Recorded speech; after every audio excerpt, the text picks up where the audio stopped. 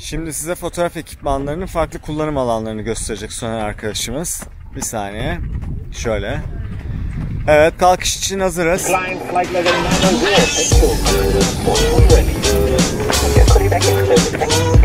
Devam, devam. Havalan. Uç. Atla.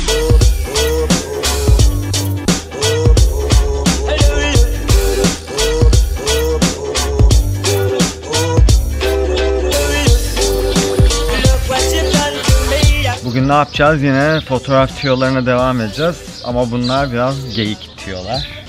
O yüzden çok da ciddiye almayın. Sadece eğlenmek için izleyin.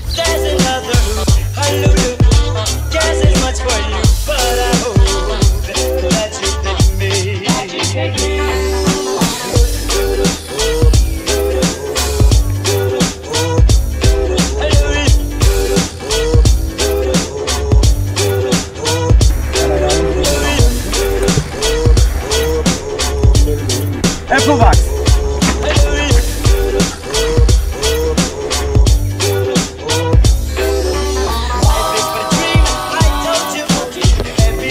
Şimdi gelelim ışık olayına. Genelde doğal ışık çekiyorum. Mesela böyle bir ışık. Terse dönüyorum. Tersi çok seviyorum. Şu şekilde. Hiçbir zaman ben bunlara flash çakmıyorum. Maksimumda bir reflektör kullanıyorum. Hafif gölgeleri doldursun diye. Çünkü ben bu flash olayını özellikle doğal ışıkta hiç sevmiyorum. Her zaman bir böyle çiğ bir durum katıyor. Ve baktığında çok bil ya da bilme bu işleri. Diyorsun ya bu fotoğrafta doğal olmayan bir şey var. Bu fotoğrafta anormal olan bir şey var. O yüzden ya böyle güneşi karşıma alıyorum. Ben karşıdan çekiyorum. Eski Kodak Portra 40'ların içini açtığında bir kılavuz vardı. Böyle bir tane piktogram, fotoğraf makinesi, sağ arkanda da güneş. Bu şekilde çek derdi. Terse geldiğimde ise böyle bir durum oluyor. Arka çok patlıyor ve ben bu ışığın patlamasını seviyorum. Tabii ne yapıyorum? Şimdi koyu gözüküyorum ama öne göre yapıyorum. Arkayı uçuruyorum. Flash'ı stüdyoda kullanıyorum. Şimdi ona girmeyeyim. O çok kapsamlı bir şey. Bir sürü ayar var orada. Ama stüdyoda da her zaman tek bir ışıkçıyım. Hep bir tane ana ışığım oluyor. Key light deniyor ona. Çok az belki bir dolgu çakıyorum. Ne yapıyorum? En aydınlıkla en koyu yer arasında 1,5 stop. Benim kuralım o. Patlayan yer, yani patlayan demeyeyim de ışığı doğru doyurduğun yer neyse koyuyu 1,5 stop altında tutuyorum. Benim sırrım bu. İstiyorsanız deneyin. Başka genellikle zaten dediğim gibi doğal ışık çekiyorum. Flash da kullanmamaya çalışıyorum.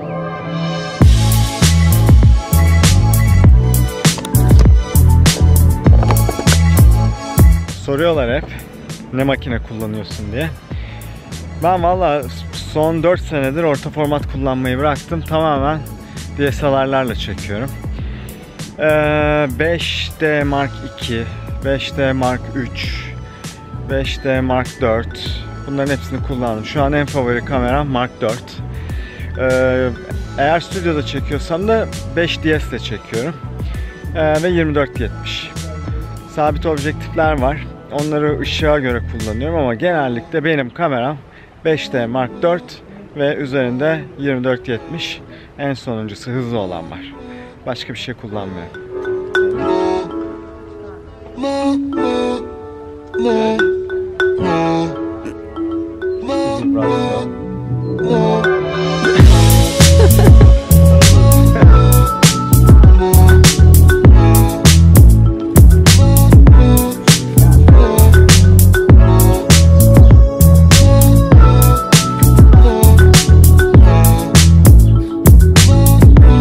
Şimdi size sette tripodunuz yoksa ne yapacağınızı göstereceğim. Tripod!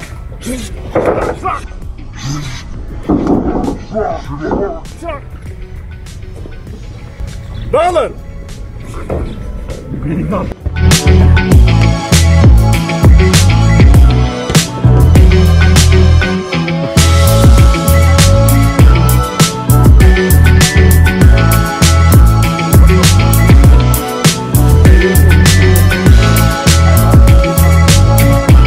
Soner bize başka bir kullanım alanından bahsedecek.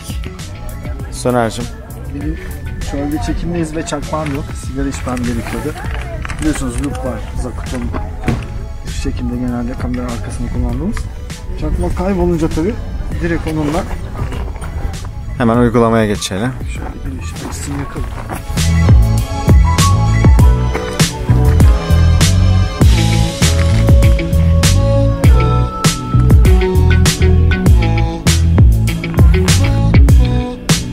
Evet, gördüğünüz gibi.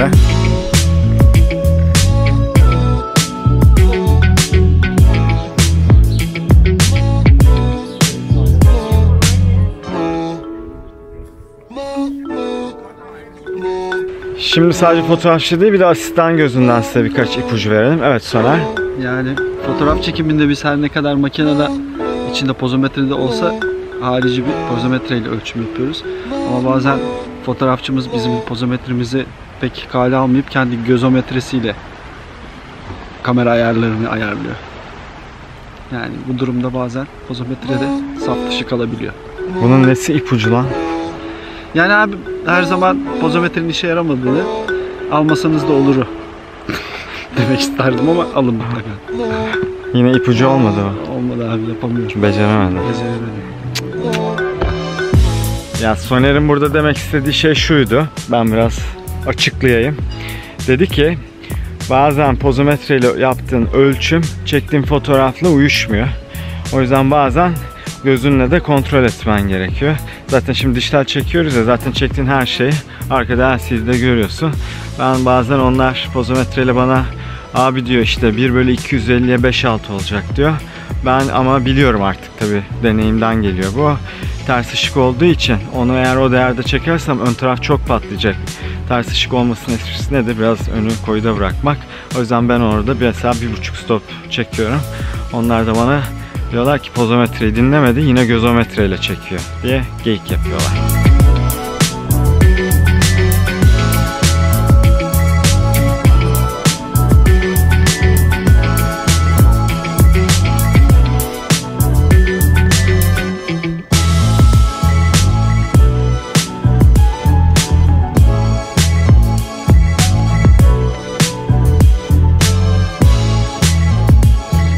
Ya tabii ki de asistanların üstüne basıp fotoğraf çekmiyorum. Bunu sadece komiklik olsun diye yaptık. Sizin için de yapmadık aslında. Biz normalde setlerde zaten böyle gırgır şamata geyiği fazla seven bir ekibiz. Hep diyorum ya, ön çalışmanızı adam gibi yapın diye.